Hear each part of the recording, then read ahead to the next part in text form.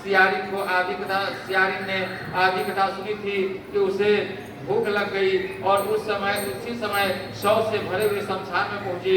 वहां उसने इच्छा भर मांस का भोजन किया और चील्ही बिना कुछ खाए पिए रह गई और सवेरा हो गया। सवेरे वह गौशाले में गई और वहां गौ का दूध पिया। इस तरह नौमी को उसने पारण किया। कुछ दिनों बाद वे दोनों मर गईं और अयोध्या में किसी धनी व्यापारी के घर जन्मी। संजोग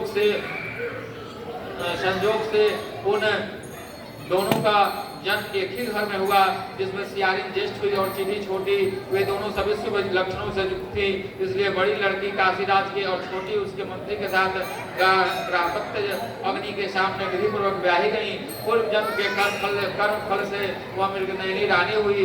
जिस किसी भी संतान को उत्पन्न करती वह मर जाती और पूर्व जन्म की बातों को स्मरण करने वाली मंत्री की पत्नी ने अष्ट वसुओं के सदृश तेजस्वी 8 बेटे उत्पन्न किए और सभी जीवित रह गए। अपनी बहन के पुत्रों को जीवित देखकर ईर्ष्यावश राजपत्नी ने अपने स्वामी से कहा कि यदि तुम मुझे जीवित देखना चाहते हो तो इस मंत्री के भी पुत्रों को वहीं भेज दो जहाँ मेरे बेटे गए हैं, अर्थात इन्हें मार डालो।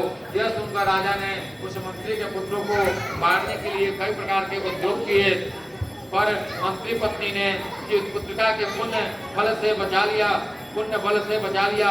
एक दिन राजा ने अपने आदमियों से उन पुत्रों का सिर कटवाकर पिटारी में रखवाया और पिटारी उनकी माता के पास भेज दिया, किंतु वे 8 सिर बेशकीमती जवाहरात हो गए और भले चंगे वे 8 लड़के अपनी माता के पास वापस चले गए। उनको जीवित देखकर राजपत्नी को बड़ा विस्मय हुआ और अंत में वह मंत्री की पत्नी के पास आई और उसने पूछा कि बहन, तुमने कौन सा ऐसा पुण्य किया जिससे बार बार मारे जाने पर भी तुम्हारे बेटे नहीं मरते। इस पर मंत्री की पत्नी ने कहा कि पूर्व जन्म में मैं चीनी थी और तुम सियारिन, दोनों ने व्रत किया था। तुमने व्रत के नियमों को भली भांति पालन नहीं किया था और मैंने किया था, उसी दोष से है पर तुम्हारे बेटे नहीं जीते। ओ राजरानी, अब भी तुम उस जीवित पुत्रिका व्रत को करो तो तुम्हारे बेटे दीर्घायु होंगे। मैं तुमसे सच कह रही हूँ। उसके कथनानुसार रानी ने व्रत किया, तभी से उसके बड़े बेटे सुंदर और दीर्घायु होकर बड़े बड़े राजा हुए। सूर्य जी कहते हैं कि सब प्रकार का आनंद देने वाला मैंने दिव्य व्रत लाया।